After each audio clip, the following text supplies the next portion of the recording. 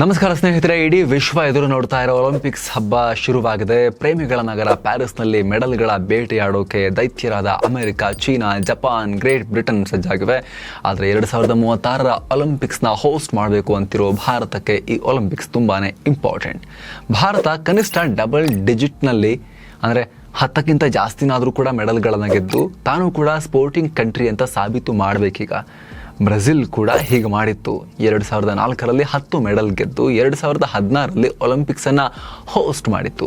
ಭಾರತ ಕೂಡ ಈಗ ಅದೇ ರೀತಿ ತನ್ನ ಶಕ್ತಿ ಸಾಮರ್ಥ್ಯವನ್ನು ಪ್ರೂವ್ ಮಾಡಬೇಕು. ಅದಕ್ಕಾಗಿಯೇ ಈ ಸಲ ಆಟಗಾರರ ತಯಾರಿಗೆ ಈ ಬಲಿಷ್ಠ ಒಲಿಂಪಿಕ್ಸ್ ರಾಷ್ಟ್ರಗಳ ಸರಿಸಮನಾಗಿ ದುಡ್ಡನ್ನು ಹಾಕಿದೆ ಭಾರತ. ಬ್ರಿಟನ್ 371 ಕೋಟಿ, ಚೀನಾ 1660 ಕೋಟಿ, ಆಸ್ಟ್ರೇಲಿಯಾ 141 ಕೋಟಿ ಖರ್ಚು ಮಾಡಿದ್ರೆ ಭಾರತ 465 ಕೋಟಿ ರೂಪಾಯಿ ಖರ್ಚು ಮಾಡಿದೆ.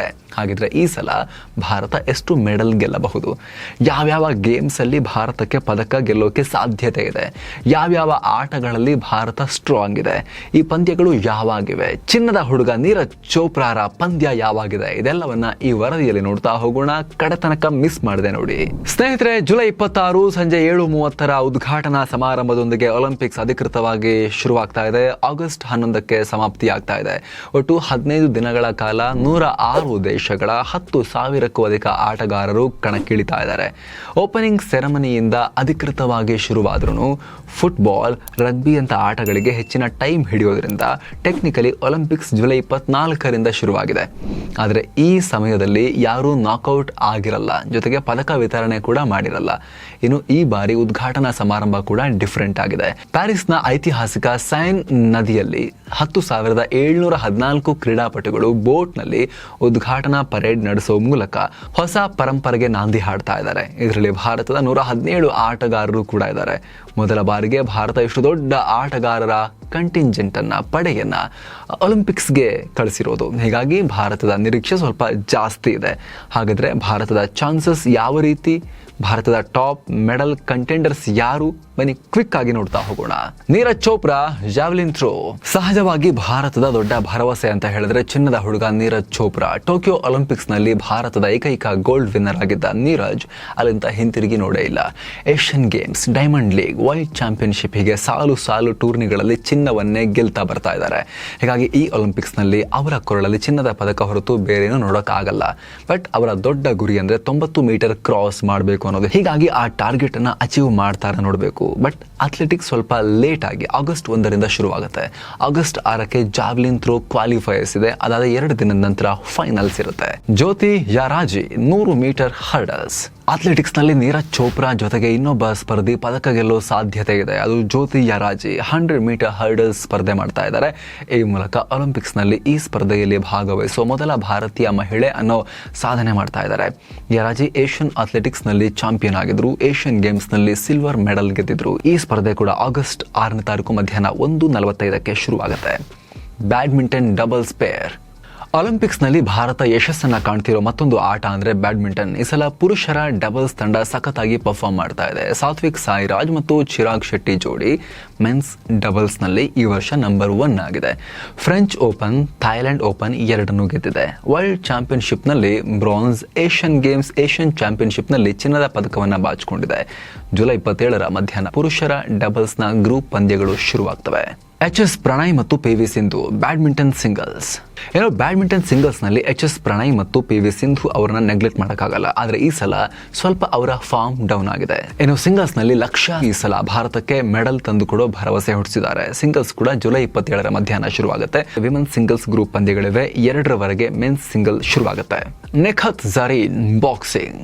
ಅದೇ ರೀತಿ ಬಾಕ್ಸಿಂಗ್ ನಲ್ಲಿ ಇಬ್ಬರು ಆಟಗಾರರು ಪದಕ ಬೇಟೆಯಾಡೋ ಟಾಪ್ ಕಂಟೆಂಡರ್ಸ್ ಆಗಿದ್ದಾರೆ. Nikhat Zareen 2 time world champion.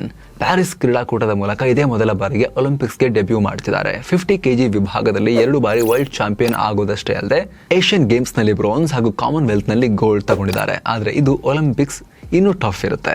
But semifinal ವರೆಗೆ ಅವರ ಹಾದಿ ಈಸಿ ಇದೆ. ಜುಲೈ 27ರ ಮಧ್ಯಾಹ್ನ ಮಹಿಳೆಯರ 50 kg ವಿಭಾಗದ ಬಾಕ್ಸಿಂಗ್ ಶುರುವಾಗುತ್ತೆ. Lovlina Borgohain boxing. Tokyo Olympics ನ ಕಂಚು ಪದಕ ವಿಜೇತೆ ಲವ್ಲಿನಾ ಬೋರ್ಗೊಹೈನ್ಗೆ ಸ್ವಲ್ಪ ಕಷ್ಟ ಇದೆ. ಕ್ವಾರ್ಟರ್ಸ್ ನಲ್ಲಿ ಇವರು ಬಲಿಷ್ಠ ಲಿ ಶಿಯಾನ್ ಅವ್ರನ್ನ ಫೇಸ್ ಮಾಡಬೇಕಾಗಬಹುದು. ಆದರೆ ಲವ್ಲಿನಾ ಫೈಟರ್, ಈಗ ಆಲ್ರೆಡಿ ಒಲಿಂಪಿಕ್ಸ್ ನಲ್ಲಿ ಮೆಡಲ್ ಗೆದ್ದಿರೋ ಎಕ್ಸ್ಪೀರಿಯನ್ಸ್ ಇದೆ. ಏಷ್ಯನ್ ಗೇಮ್ಸ್ ನಲ್ಲೂ ಸಿಲ್ವರ್ ಗೆದ್ದಿದ್ರು. ಹೀಗಾಗಿ ಇವ್ರ ಮೇಲೆ ಹೋಪ್ಸ್ ಇದೆ. ಜುಲೈ 31ನೇ ತಾರೀಕು 3:34ಕ್ಕೆ ಮಹಿಳಾ ಬಾಕ್ಸಿಂಗ್ ನ 75 kg ವಿಭಾಗದ ಪ್ರಿಲಿಮಿನರಿ ರೌಂಡ್ ಸ್ಪರ್ಧೆಗಳು ಶುರುವಾಗ್ತವೆ. ಪುರುಷರ ಹಾಕಿ ತಂಡ, ಇದು ಅಪಮಾನದ ಸಂಗತಿಯಾದ್ರೂ ನಿಜ.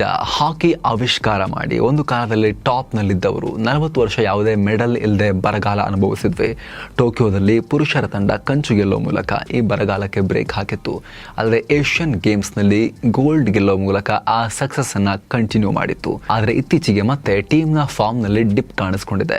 ಸಾಲದು ಅಂತ ಈ ಸಲ ಭಾರತ ಟಫ್ ಗ್ರೂಪ್ ನಲ್ಲಿದೆ. ಆಸ್ಟ್ರೇಲಿಯಾ, ಬೆಲ್ಜಿಯಂ, ಅರ್ಜೆಂಟೀನಾ ಇವೆ. ಆದರೆ ಕಳೆದ ಎಡಿಷನ್ ನ ಸಾಧನೆ ಈ ಸಲವೂ ಪದಕದ ಬೇಟೆ ನಾವು ಆಡಬಹುದು ಅನ್ನೋ ಭರವಸೆ ಹುಟ್ಟಿಸಿದೆ.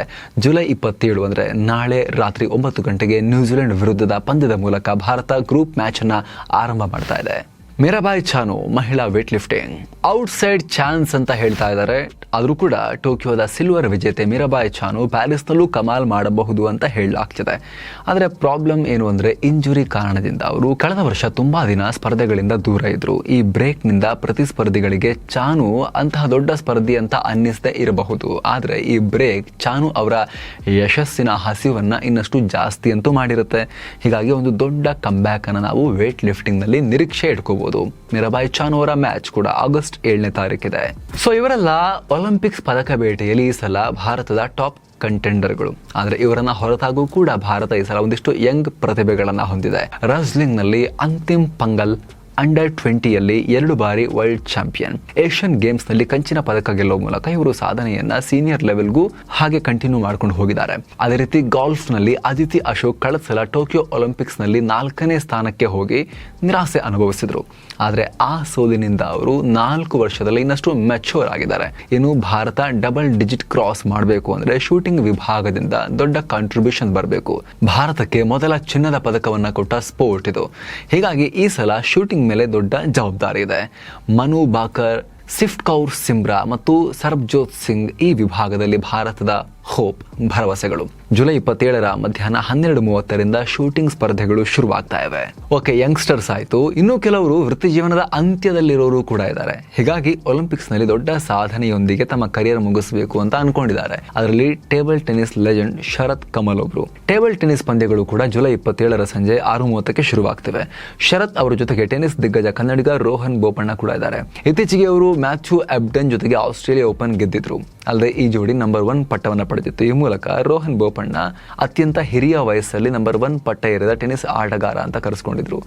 ಜುಲೈ 27ರ ಮಧ್ಯಾಹ್ನ 3:30ರಿಂದ ಮೆನ್ಸ್ ಡಬಲ್ಸ್ ಫಸ್ಟ್ ರೌಂಡ್ ಶುರುವಾಗುತ್ತೆ. ಇನ್ನು ಕುಸ್ತಿ ವಿಭಾಗದಲ್ಲಿ ಕಳೆದ ಕೆಲ ವರ್ಷಗಳಲ್ಲಿ ಸಿಕ್ಕಾಪಟ್ಟೆ ಹೋರಾಟ ನಡೆಸಿದ ವಿನೇಶ್ ಫೋಗಟ್ ಕೂಡ ಇದ್ದಾರೆ. ಒಲಿಂಪಿಕ್ ಸಾಧನೆ ಮೂಲಕ ತಮ್ಮ ಟೀಕಾಕಾರರ ಬಾಯಿ ಮುಚ್ಚಿಸಬೇಕು ಅಂತ ಅನ್ಕೊಂಡಿದ್ದಾರೆ.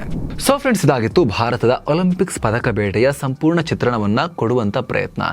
ಇದರಲ್ಲಿ ನಿಮ್ಮ ಫೇವರೇಟ್ಸ್ ಯಾರು, ಯಾರೆಲ್ಲ ಗೆಲ್ಬಹುದು, ನಿಮ್ಮ ಒಪಿನಿಯನ್ ಏನು? ನಾವು ಹೇಳಿರೋ ಲಿಸ್ಟ್ ಬಿಟ್ಟು ಅದನ್ನ ಹೊರತಾಗಿ ಕೂಡ ನಿಮಗೆ ಯಾರಾದರೂ ಹೆಸರುಗಳು ನೆನಪಾಗ್ತಾ ಇದಾವ, ಅದನ್ನ ಕೂಡ ನೀವು ಕಾಮೆಂಟ್ ಮಾಡಿ ತಿಳಿಸ್ಬೋದು. ಮತ್ತೆ ಭೇಟಿ ಆಗ್ತಿರೋಣ. ನಮಸ್ತೆ.